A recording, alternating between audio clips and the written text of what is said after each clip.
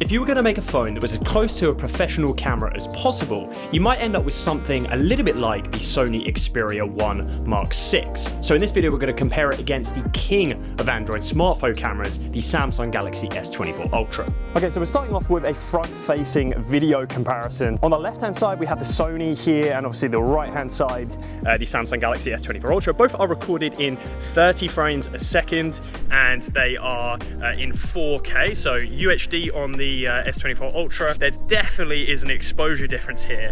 I would say the colors look a little bit more even, maybe skewed towards the reds a little bit on the Sony Xperia 1 Mark VI, but definitely it is a lot brighter, and the kind of evenness of exposure is way more apparent on the S24 Ultra. I would say things look a bit more muddy on the Xperia, whereas definitely the image kind of overall looks more even, and I would say a bit more professional on the S24 Ultra. Now this is me just kind of like a bit more running around, a bit of stabilization testing here so you can see kind of how things perform on a slightly more manic area. And also this is an audio test as well, so you guys will be able to see kind of how the audio compares between these different phones. We'll also shoot a selfie here just to kind of get a difference of the front-facing camera in photo mode. So let's take one on the Sony Xperia and then one on the S24 Ultra.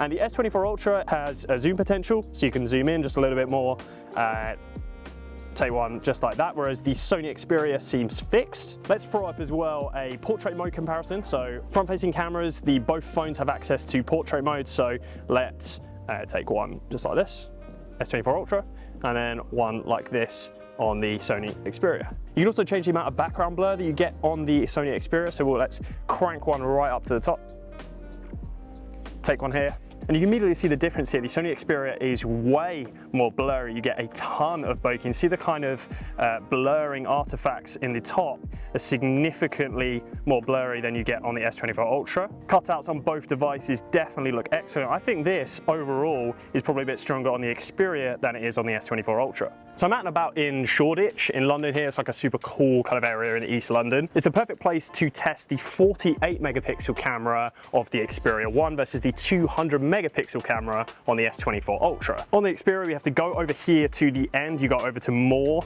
and you then choose this 48 megapixel mode. So we're going to do that. And you literally get, of course, because this is using the main rear facing lens, so you only get this one option. So let's just go ahead and take a snap here. Takes a little while to take and process. Actually, it takes kind of a long time to take and process, but that is done. So let's take one on the S24 Ultra. A bit different on this phone, it's just the resolution setting up top here. So you can go from 12, you can go over to 50, so you can also take a 50 megapixel photo. But let's actually do that just so we can compare the two. We'll do the exact same frame. Take one, a lot faster on the S24 Ultra to process that image, and then we'll go to the 200 megapixel mode as well. Again, this will be a JPEG image. Snap just like that. So here are these shots. Here first is the Sony Xperia shot. This is the 48 megapixel shot.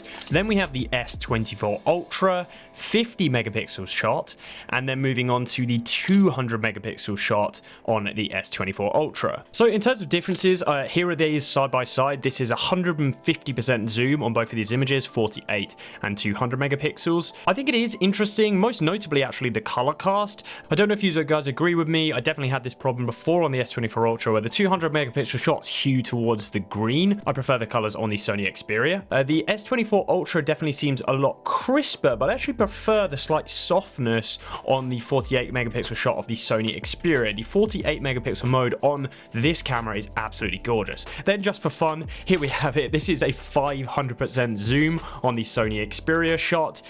Obviously, as much detail isn't going to be retained because there's just much more available pixels on the S24 Ultra. Here is the S24 Ultra shot at 500% zoom, so if you were wanting to zoom that much, that is the difference between these two cameras. Obviously, a big difference between these camera phones is their zoom potential, these zoom ranges. So whilst in London on this trip, I did a bit of a test. What we actually did is went through every single zoom range on these two cameras to basically get a picture like for like to compare the quality of the telephoto lenses. Now, of course, this isn't going to be the same in every single lighting situation and things like that, but I did this both in standard mode on the S24 Ultra, then in Pro mode on the Xperia, and also standard JPEG mode on the Xperia as well, because those results are somewhat different. So there are 5 flavors of zooms on each phone, and I've tried to kind of match them up as best as possible, even though they don't match exactly. But I'm going to run these through so you can clearly see all of the different focal ranges here. I'm going to run that through once, and then I'm going to show it again to you guys. Unfortunately, this one for me just isn't close. So obviously these are standard JPEG shot on the S24 Ultra. On the Xperia, these are shot in the Pro mode with auto settings, but they're the JPEGs from the Pro mode. So I haven't edited RAWs from the Pro mode, but you just get a much better file out of that mode. But for me, like I said, this isn't close, and things unfortunately get even worse when we just go over to the standard JPEG shot on the Xperia.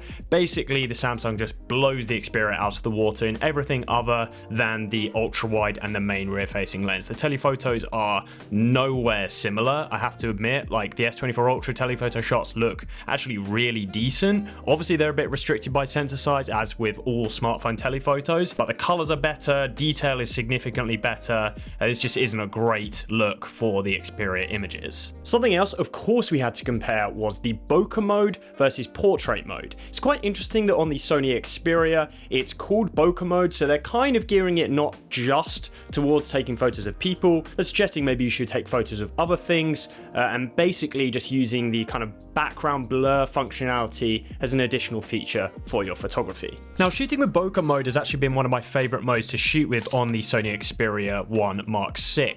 I think you can end up getting some really nice looking photos, even though sometimes you do end up with some pretty questionable looking photos like this one here. Like, look at the difference between the S24 Ultra here and the Sony Xperia. That is night and day, and that's again what just one of my biggest complaints about this phone is. It is unbelievably inconsistent.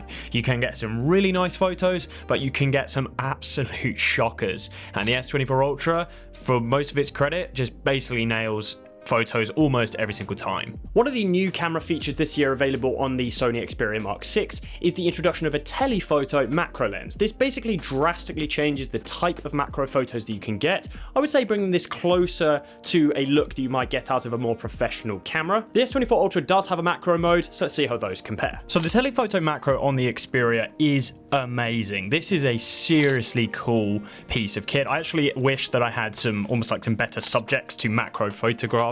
I would definitely think about that in the future. But you can clearly see the differences almost like side by side here. The Samsung Galaxy S24 shots basically just look like a phone macro shot. It's the kind of typical, just close, wide angle. The telephoto macro shots on the Xperia actually look like they could be shot on a professional macro lens. Okay, you know, it's not quite as good, but the level of depth of field you get, and just you can get absurdly close with this thing. Like, just look at how close I am here. It's absolutely mental. This is one of the coolest ways to shoot with this phone. And of course, we couldn't leave out night mode photography. I think overall, night photography is handled really well on both phones. The S24 Ultra can sometimes do some funky things in night mode when you actually shoot with the kind of night mode switch on. You can get some slightly HDR-y looking photos, but I think for the most part, it is a fantastic low light camera. And I think the Sony Xperia also stood up well in these comparisons as well. I've just done these ones slightly different. I've done these kind of a whole set of S24 Ultra photos, and then these are the Sony photos. You can see that I do think the performance overall is pretty in line. I particularly like these ones at the end. I don't think the Sony Xperia, I think the Sony Xperia is handling it closer to how a professional camera would handle things. You can see that it's actually allowing the shadows to be dark and maybe some of the highlights to be a bit brighter and a little bit more overexposed. This one is a really nice image. One actual real advantage of the Sony Xperia Mark VI, and it's something which smartphones just almost like do not offer nowadays, is the ability to have a micro SD card slot. You guys might remember that a few years ago on Android phones, almost all Android phones came with a micro SD card slot for expansion of internal storage. This phone is one of the only kind of almost like flagship devices that still offer this as an option. It means that expanding your storage, especially for photography and videography, is very cheap and accessible, as opposed to going for like the most expensive smartphone variation, because storage, obviously, and internal storage in smartphones is expensive. So if you're wanting to capture absolutely tons of data with with your phones, that may be worth something considering. Now, you might well notice that there's been no video comparisons, apart from the front-facing video we did near the start of the test, between both of these phones. And that is actually considered because right now, the Sony Xperia has actually released, without a kind of dedicated video camera app, they're releasing something called cinema mode, which is supposed to be used in the future to capture slightly more high-end professional video. But right now, the S24 Ultra would somewhat blow the Xperia out of the water because you just get much more manual control on this. At the moment, the manual controls are far limited on the Sony Xperia. So once that mode comes out, I will test that thoroughly and report back to you guys. So there is a standout theme here that when you are shooting raw photos on the Xperia, and actually raw photos in the ultra wide and the main rear facing camera, you're going to be getting far better results than if you're just shooting normal JPEGs. And that is just not the case with the S24 Ultra. What I mean by that is that the JPEG, or the high efficiency image formats on the S24 Ultra, are fantastic right out of the bat, and I think the JPEG performance is thoroughly behind on the Sony Xperia. Something I would say is I think you should only go for the Xperia if you are genuinely trying to get the best photos possible, and only if you're super comfortable shooting in RAW mode and also in Pro mode on the camera. If you're just looking for a phone to take really good photos through everyday life and make sure you get a nice photo in a variety of situations, this is certainly not the phone for you. I have to admit, the amount of shots that you end up disappointed on the Xperia are extremely high, and for me, that's not worth the trade-off when you might end up with one really nice one out the bat. At the end of the day, in my opinion, a smartphone camera is all about ease and speed, and this phone handles those both like a champ.